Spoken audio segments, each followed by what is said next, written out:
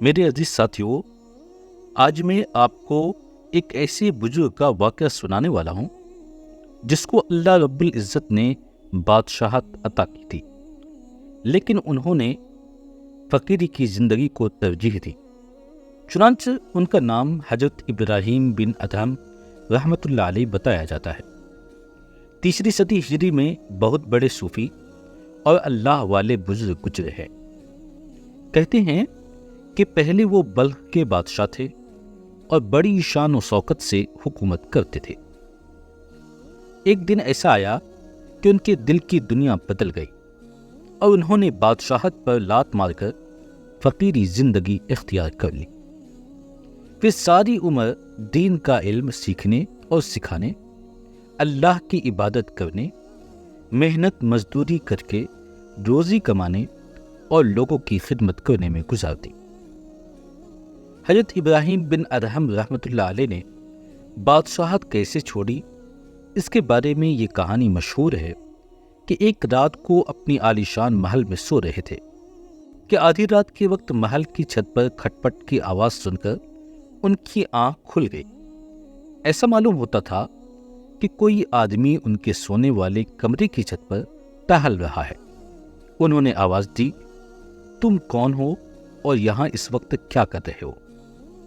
جواب میں آواز آئی، آپ کا دوست ہوں اور یہاں اپنا اونٹ تلاش کر رہا ہوں۔ حضرت ابراہیم رحمۃ اللہ علیہ نے کہا، ارے شاہی محل کی چھت پر اونٹ، یہ کیسے ممکن ہے؟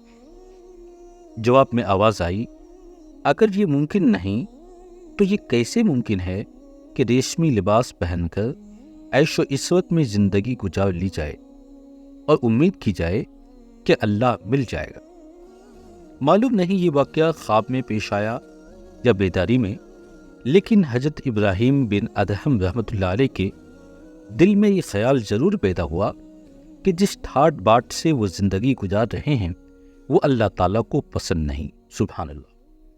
دوسرے دن جب وہ اپنے دربار میں بیٹھے تھے کہ اچانک نورانی چہرے والا ایک اجنبی آدمی بڑے دبدبے سے دربار میں داخل ہوا۔ وزیروں، درباری امیروں اور شاہی ملازموں میں سے کسی کو جرأت نہ ہوئی کہ اس کو دربار میں داخل ہونے سے روکے۔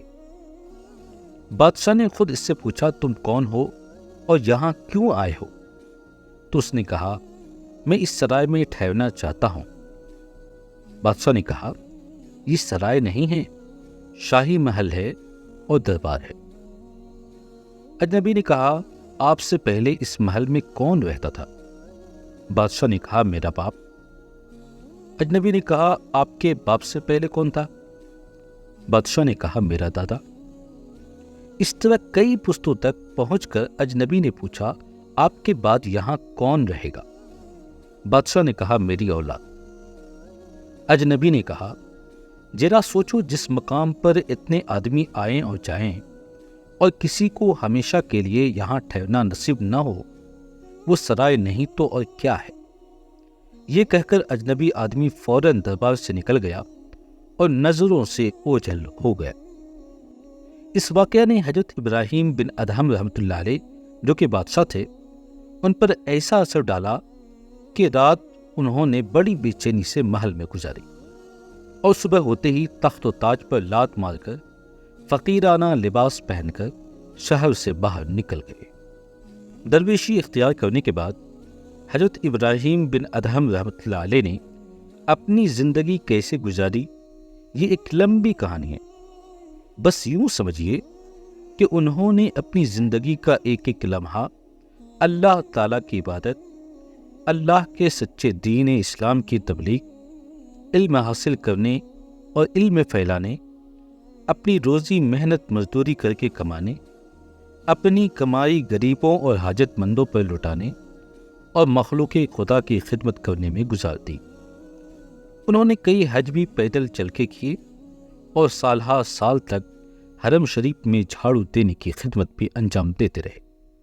اپنی پاکیزہ زندگی کی بدولت وہ اللہ تعالیٰ کے خاص بندوں میں شمار ہونے لگے اور لوگوں کی نظروں میں بھی ان کو بڑا بلند مقام اور مرتبہ حاصل ہو گیا۔ ہر روز بیسیوں لوگ ان کی خدمت میں حاضر ہوتے، ان سے ایمان کو تازہ کرنے والی باتیں سنتے اور اپنی زندگیاں سدھارنے کی کوشش کرتے۔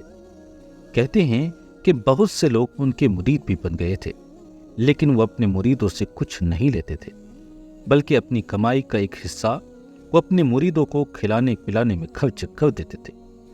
جن کتابوں میں اللہ کے نیک بندوں کے حالات بیان کیے گئے ہیں، ان میں حضرت ابراہیم بن ادہم رحمۃ اللہ علیہ کے بہت سے اقوال ملتے ہیں۔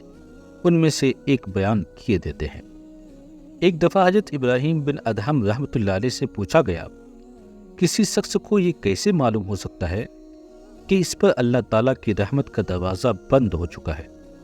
انہوں نے فرمایا، جس شخص کا دل 3 حالتوں میں اللہ کی طرف نہ ہو تو یہ اس بات کی نشانی ہے کہ اس پر رحمت کا دروازہ بند کیا جا چکا ہے۔ نمبر 1 قرآن پاک کی تلاوت کے وقت، نمبر 2 نماز پڑھتے ہوئے، اور نمبر 3 اللہ تعالیٰ کا ذکر کرتے ہوئے۔ مطلب یہ ہے کہ ہر حالت میں اللہ تعالیٰ کو سچے دل سے یاد رکھنا چاہیے، ادھر ادھر کی باتوں کی طرف دھیان نہیں دینا چاہیے، اور یقین رکھنا چاہیے کہ اللہ تعالیٰ اس کا ہر کام دیکھ رہا ہے، اور جو کچھ اس کی زبان سے نکل رہا ہے اس کو سن رہا ہے۔ کہا جاتا ہے کہ جب کوئی انسان اللہ کا ہو جاتا ہے تو اللہ رب العزت پوری دنیا ان کے تابع کر دیتا ہے۔ ایک کہاوت بھی ہے، من کان للہ کان اللہ لہ، جو اللہ کا ہو گیا اللہ اس کا ہو گیا، اب اسے کسی چیز کی کیا ضرورت۔ اس واقعہ سے ہمیں یہ معلوم ہوا کہ اس دنیا میں آنے کا مقصد اللہ سے قریب ہونا ہے، نہ کہ دنیا کی طرف متوجہ ہونا۔ اللہ رب العزت ہمیں اس کی توفیق عطا فرمائے۔ اگر ویڈیو پسند آیا ہو تو لائک کیجئے، شیئر کیجئے۔ اگر آپ کے ایک شیئر سے کسی کی زندگی بدل جائے تو یقیناً آپ کو بھی اس کا ثواب ضرور ملے گا۔ اب مجھے اجازت دیجیے، تب تک کے لیے خدا حافظ۔